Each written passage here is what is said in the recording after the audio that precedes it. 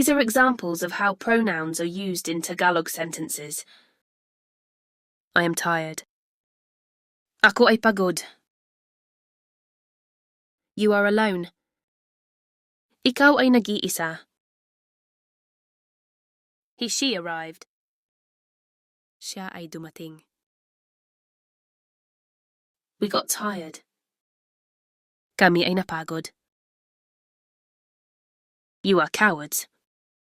Kayo ay mga duwag. We are nurses.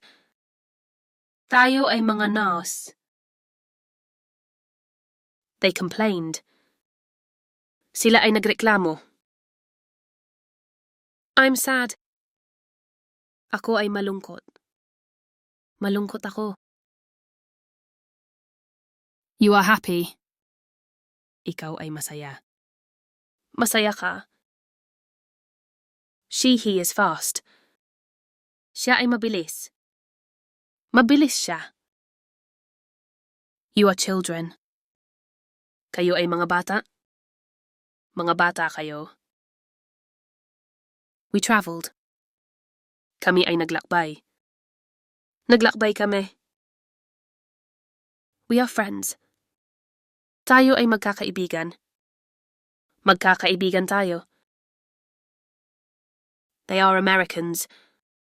Sila ay mga Amerikano. Mga Amerikano sila.